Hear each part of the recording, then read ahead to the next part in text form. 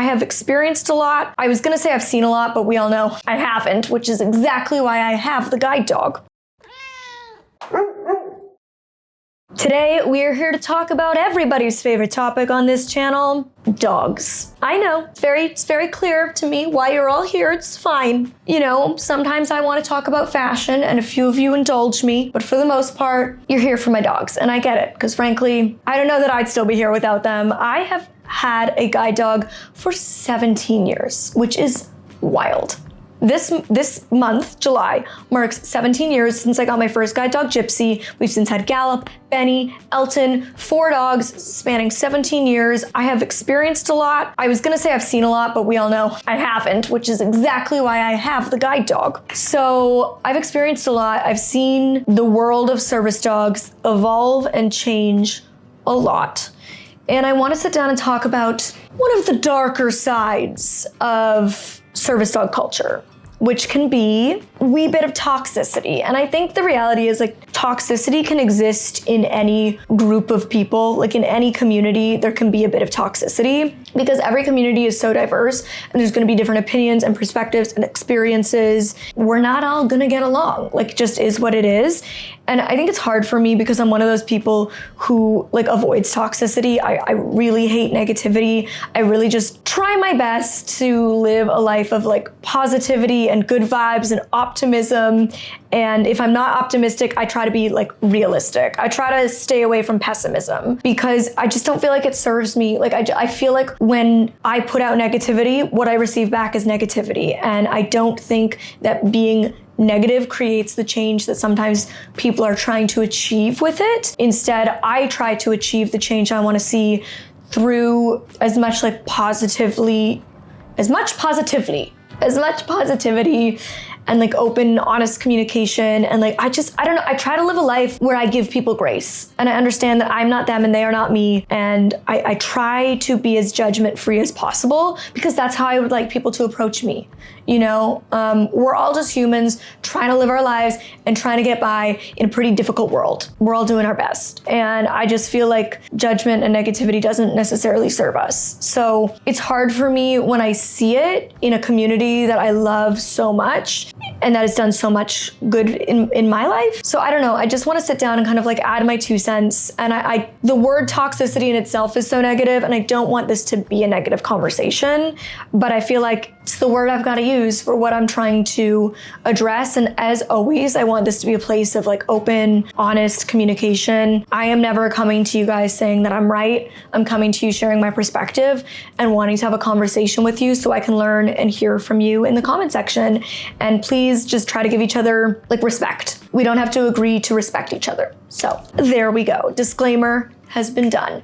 Now, I've seen a few people in the community discuss this, some more direct than others. There's one video in particular that was the catalyst for me wanting to have this discussion. And I think that in part, the toxicity has increased simply because there's more of us and there's more challenges that we are facing. Like I have noticed as a service dog user of 17 years, the issues that I faced in the past 10 years, in the past 5 years, in the past 3 years have only been increasing. And so I think that that can add some turmoil, like the discrimination that I've been facing as a service dog user, fake service dogs, like all of these things have contributed to we as real service dog users like getting frustrated. And I think also the rise of service dog related content, more people sharing their experiences with their service dog, whatever their dog might be for, whether it's owner trained, privately trained, facility trained, different training techniques, different service dogs providing different skills. Like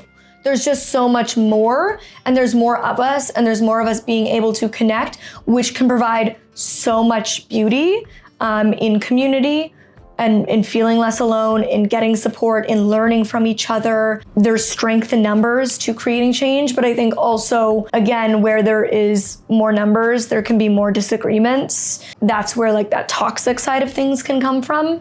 Like I was the only service dog user I knew, you know, like knew of 1 or 2 other people. And then especially because I got one when I was young. And then as I got older and more of my blind friends grew up and they started getting service dogs, I knew a handful more, but these weren't people that I was seeing every day. These weren't people I was talking to every day. I would see them like every couple of months at like a blind meetup or whatever. And now with access to social media content creators who have service dogs, we are having interactions every single day. So there's just more of it, and I think that's where some of that like disagreement can come from, right? And I saw this video that Sadie the Blind Lady posted. Shout out to Sadie. Love your content. I don't know if you're gonna see this, but big fan. I think she makes great content. If you don't follow Sadie the Blind Lady on Instagram and TikTok, I'm not sure if she has a YouTube channel, but definitely go follow her over on those platforms. She makes really great content. She was a cane user, but recently got a German Shepherd guide dog. I'm pretty sure it's her second one, but she had like a gap between. I don't know. Regardless, she was using a cane for quite a while, recently got a new German Shepherd guide dog, and has been making content sharing her experiences with her new guide dog. And she made a video showing how she, as a blind person with a guide dog, uses a treadmill at the gym. I'm blind, so come to the gym with me and my guide dog while I show you how I use the treadmill. Unfortunately, I do have to tie him to things, whether it's the equipment or like a kettlebell, because he's a little rambunctious and he'll try to play. Leave it. No, leave it. Lay down. Lay down. No, get down. Settle down. Okay, maybe we won't do the treadmill today. I think he's getting a little excited. He seems to be fine with the weightlifting. And she mentioned in that video that, you know, like her dog is still young, her dog is still new, and sometimes he can like get a bit rambunctious. And I guess I can't see, but from what I gather, like in the video, the dog did, as she had suggested, got a bit rambunctious, and she had to like settle the dog. And I went to the comment section, and there was a handful of comments that were being like really negative and judgmental and rude, and being like, that's not a real service dog, and that dog needs to go back to training. You shouldn't be bringing that dog in public spaces if it's gonna behave like that. She made a response video. It was a great response video. I applauded her response. Like, she did a great job in addressing the issue. I just finished filming, but I remembered something else I wanted to talk about. Another critique that I had seen was that she tied her leash around something for tie down so that when she was running on the treadmill, her dog was tied down to something. And somebody critiqued and said that you should not tie your service dog down, and you shouldn't have to tie your service dog down to make sure that it stays. That is standard in the guide dog world. Like, that is just absolutely standard. Like, that is what they train us to do. And I think it is so important to remember, in the service dog world and in the disability world, we are all different. We all have different skills. We all have different abilities. And it's like this judgment of what one person needs for an accommodation versus another. Like, if there's an accommodation that I take as a blind person because I feel like it helps me, and another blind person doesn't need it, great, you don't need it. You don't need to judge me for needing it. Like, that is so toxic. And then we're like just opening the floodgates for non-disabled people to judge us and to pick us apart and to wonder, is that accommodation really necessary?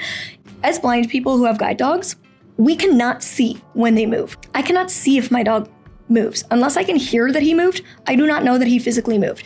If you can see your service dog and it stands up, you can immediately correct it and say, lay back down. We can't do that. So yes, it is standard in the guide dog world that you tie your service dog, you tie the leash to a chair leg, I like tie it around my thigh when I'm sitting eating at a restaurant, or to a chair leg, a table leg, a piece of workout equipment nearby. Like, that is standard.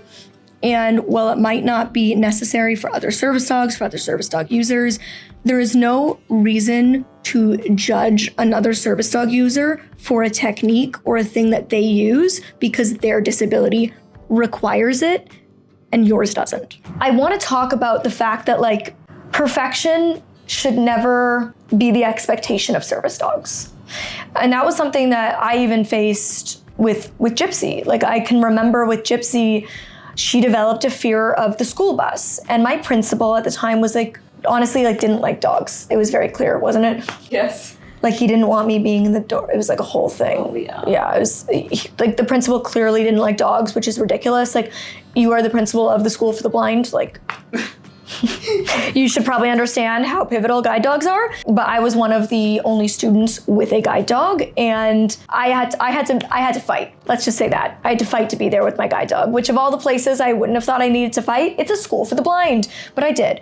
And so when my guide dog Gypsy developed a fear of the school bus, and the trainers from Mira had to come in and help me work through that fear, he was super judgmental. And of course the trainers had to come to school, because that's where the school bus was, and like work through it on campus with me. And we did it in like the least intrusive way possible to both all the other students and my own education. But that didn't stop my principal from like making remarks like, shouldn't a guide dog like not have a fear? Like, you shouldn't have to be dealing blah, blah, blah. Like just remarks about how like a guide dog shouldn't behave the way she was behaving. And I was just like, my expectation to getting a guide dog had always, and I don't know if it's just because Mira had like set this up in my mind for me or where this mindset came from, but my mindset into going into getting my first guide dog was never a robot. I never expected my guide dog to be perfect. I never expected my guide dog to never make mistakes, to not be a dog, because it's not realistic. And I think where the toxicity of this mindset of like being hypercritical and hyper judgmental of service dogs making mistakes creates this unrealistic expectation for both the public, but also other service dog users, because then when their dog makes a mistake, when their dog has a bad day, when their dog isn't feeling well, when their dog develops a fear and maybe needs to be retrained on something, they feel like a failure. They feel like it's their dog is the problem, or they as the handler are the problem. Their dog isn't good enough. They're not a good handler. Their dog needs to be washed, retired, isn't a good fit for service. And that's not true. Or when they go to get a guide dog and they're going through the trials and tribulations of getting a new dog, and it's not smooth and it's not easy, because trust me, I've done it 4 times. That first year, I have said it time and time again, and I will continue to say it time and time again. That first year is so goddamn hard. Those first 6 months, that first year, that first week and month home, all of it is so hard, and it gets progressively easier, but it is hard because every dog is different. Okay, Gypsy, not only did she develop a fear of the school bus, which with the trainers coming out and doing some retraining and giving me some techniques, we overcame, and she continued to ride the school bus for like another year. She did not need to be retired just because she developed an issue. She also developed a bad habit. When I was at my next high school, a lot of students had food that they would just leave on the floor, and she started to pick food up off the floor. Are guide dogs trained to do that? No, absolutely not. They were trained to do the absolute opposite, which is ignore food on the floor. Did she develop a bad habit? Yes, she did. Did the trainers come back out and work through it? Yes, and we overcame it. Did she need to be retired because she developed this bad habit or fear? No. We needed to work through it because we can't expect perfection from a living, breathing animal. We, as human beings, have bad days. We develop fears. We develop bad habits. And we're expecting a dog not to? That is completely unrealistic. Now, am I suggesting that people should be bringing dogs into public environments that are exhibiting bad behaviors consistently, that are not being able to work through those issues, that are like, if your dog is exhibiting like violent, aggressive behaviors, is unsafe providing their work, like doing their skill, all of those, like, no, you shouldn't be bringing those things into public. We should be working through those things privately. And that's what I did. I called the school, they sent somebody out, and we worked through them, and they became non-issues.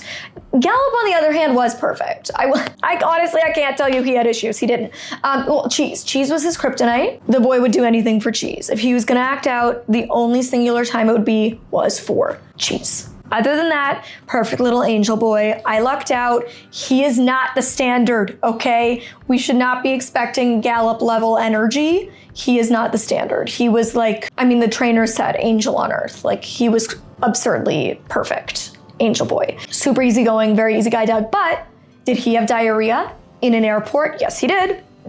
these things happen. These things happen. He stole a block of blue cheese off of my friend's coffee table once, because again, boy would do anything for cheese. He wasn't on a harness, but like he still did it, you know? And it's like, even the best dog I've ever had, and frankly the best dog I've ever seen, period, has moments. My guide dog having diarrhea at the airport doesn't mean he's not a good guide dog. It means we were in an airport and he had the stomach runs. You gonna tell me you've never had diarrhea in a public place that was not convenient to be having diarrhea? You know, it happens, literally. The shit happens. And I remember when that happened, I was like at the peak of my blow up on social media. And I was so scared that somebody was gonna take a video. It was at JFK Airport in New York City. And I was so scared that somebody was gonna take their phone out and film Gallup having diarrhea at the airport, post it, somebody was gonna recognize me, and people were going to judge both me and him. I was so scared of that happening. And now if that happened, I'd be like, yeah, cool. Really? Like, that's what you're gonna do in this moment? Instead of like helping somebody in need, you're all going to like create judgment around a situation that is clearly not great for anybody involved. Like, none of us wanted this to happen, but here we are. And you know, every dog is different, which is part of why that first month, year, 6 months is very difficult with your new dog, because they're still young. They still have a bit of that puppy energy. They are transitioning. It's a huge change in their life, transitioning from a training facility to real life. They are getting to know you and your life. You are getting to know them. They all have different habits, different guiding styles, different quirks, different things that they're really great at. Like Elton, oh my God, his targeting, incredible. His crowd work, fantastic. Does that mean he doesn't have his challenges? My God, no. He can be so stubborn, like the most stubborn. I swear to God, he just thinks I'm stupid. Like, he's like, oh, poor thing, she's blind, but also just dumb. Like, he sometimes is so certain that in his mind, he knows where I want him to go, that even when I tell him like, no, this isn't where like, good idea, well done, good thought, because I do go here a lot, but we're actually walking past it to go somewhere else. And he'll just be like, no. And he can dig his paws in and be like, no. And it can be really hard for me to convince him that I am right and he is wrong, because he just thinks he's the smartest dog in the room. That doesn't mean he's not a good guide dog. It's a bad habit that he has that we work through as a team. Doesn't mean I give up on him. He loves to hunt down stuffed animals. That is like his biggest distraction. He loves to hunt down a stuffy. If he's in a store that he knows has stuffies, he loves to go find them. Like, it brings a smile to my face. I think it's funny. I think it's cute.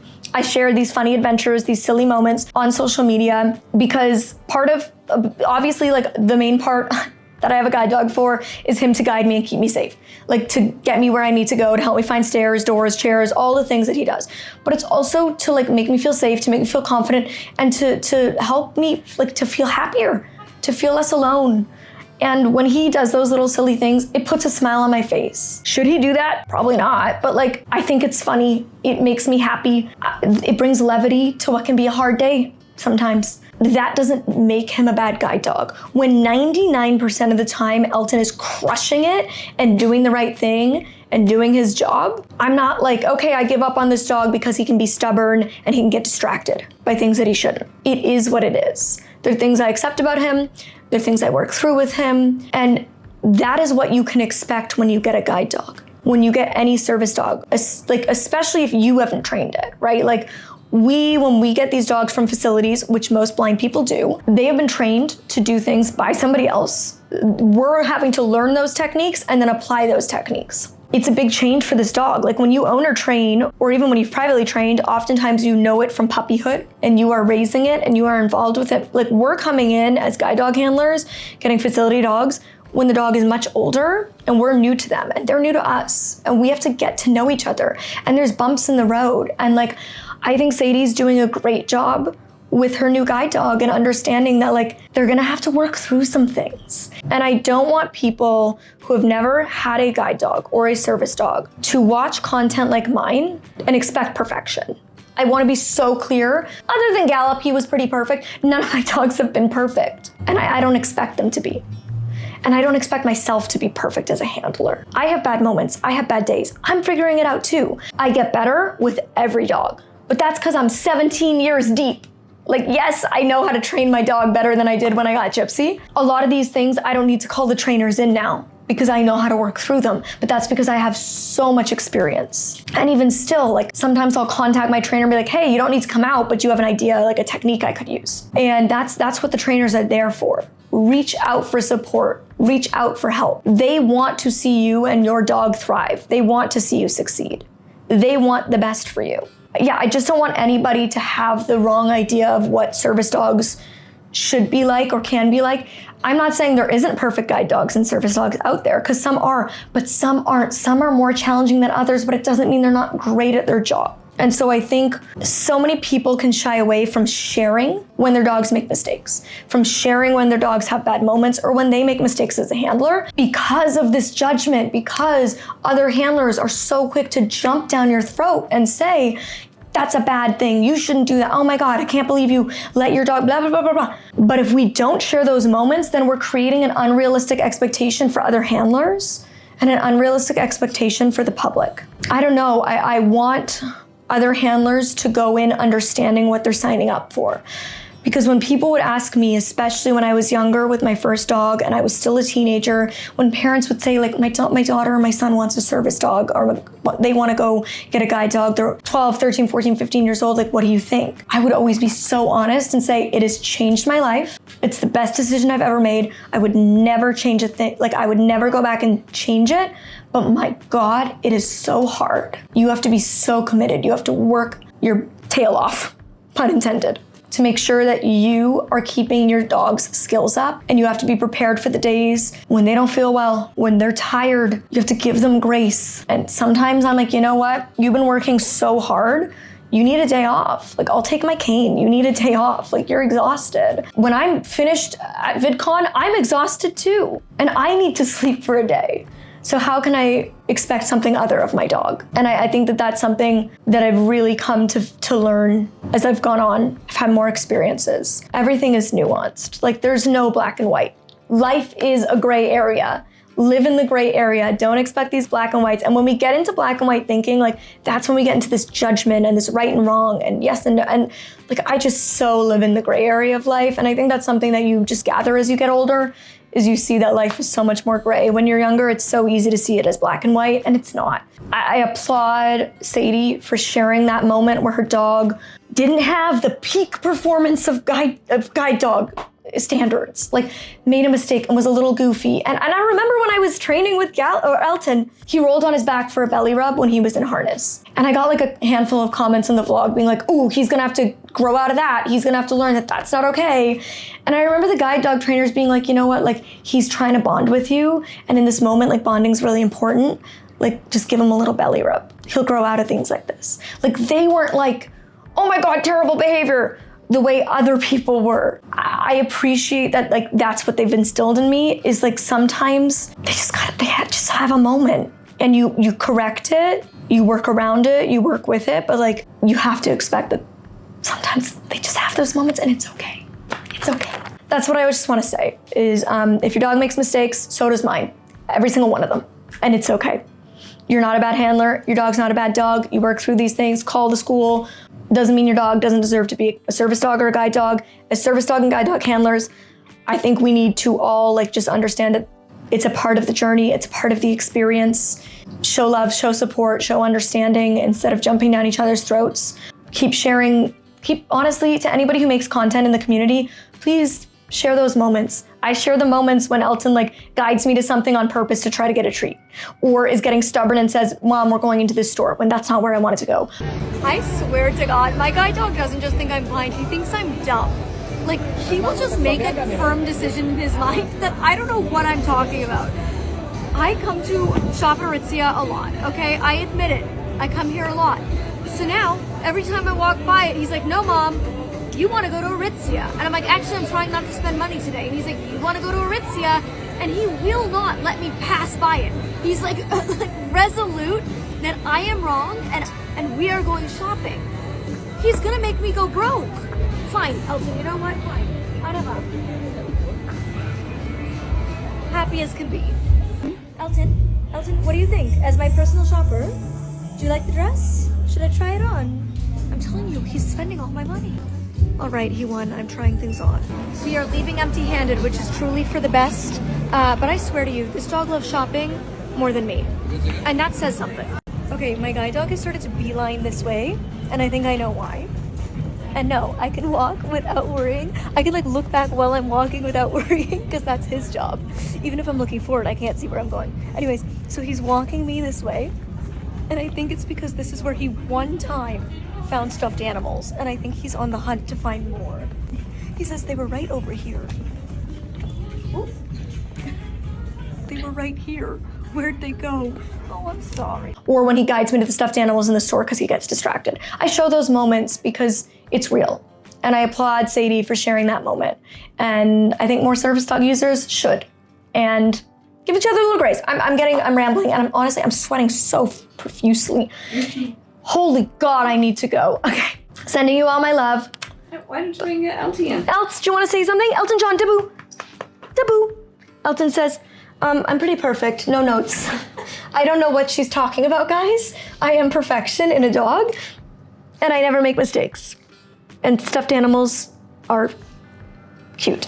He says, realistically, I just know my mom loves stuffed animals and they make her happy, so I'm bringing them to her because I think that's what she wants. It's not for me, it's for her. Okay, you can click over here to see my last video about how I slept at a morgue, or over here for another guide dog related video.